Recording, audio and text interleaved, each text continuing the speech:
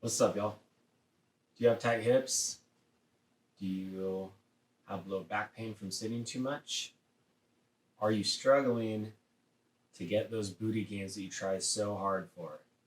Well, I'm talking about glutes today, so I've got something to help. First, let's talk about all of the butt muscles. They're literally thick muscles, if intended. But why are they thick? The reason is because they're meant to be used. So that means for optimal health of them, they need to be used a lot, in a big range, and often. Okay, so if you're doing stuff like sitting all the time, like not really moving them as much as they could be moved, moving them in a limited range, anything like that, then you're selling yourself short for the function of your glutes, okay, like what they could be. So, how do you interrupt that pattern? Well, some few easy things. You can try to interrupt those bad behaviors, like take a walk, interrupt your long sitting periods, things like that. When you're actually exercising, you could try to push your range more so you're actually moving your legs and the joint through more range of motion, things like that. Okay, research literally shows that if you try to avoid sedentary exercise, it works out better for you than trying to actively exercise. So if you make a conscious effort to just avoid the sedentary exercise, it works out better than consciously trying to exercise. All right, that's what I got to say for that. Let's get into this exercise. All right, so the stretch that we're going to practice today, it's called the figure four stretch. I call it the figure four stretch. It looks like this. So you just bend one leg, you put your other ankle on top of your knee, and then you compress your chest toward this leg. Okay? So that's how it looks.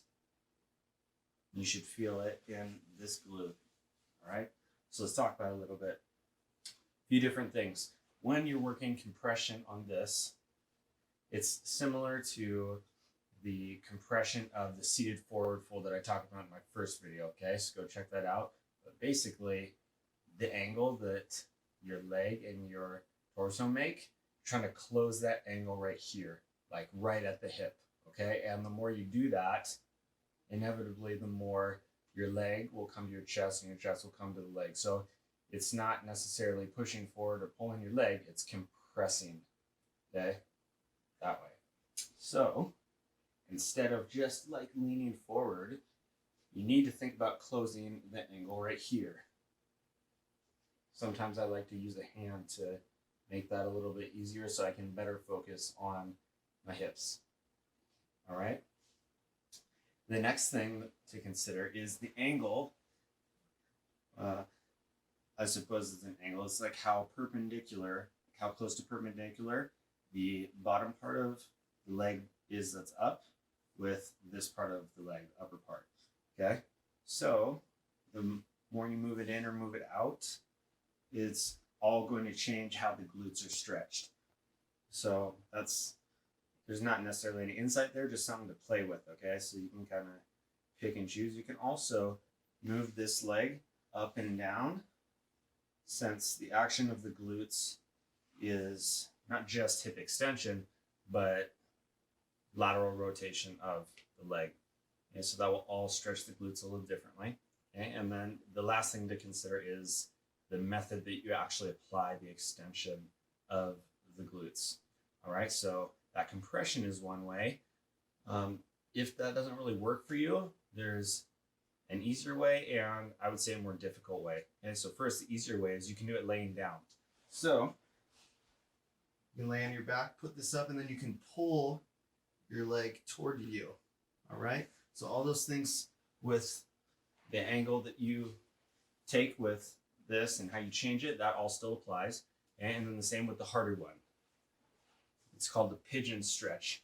It looks exactly like a front split, except your front leg will be perpendicular like this.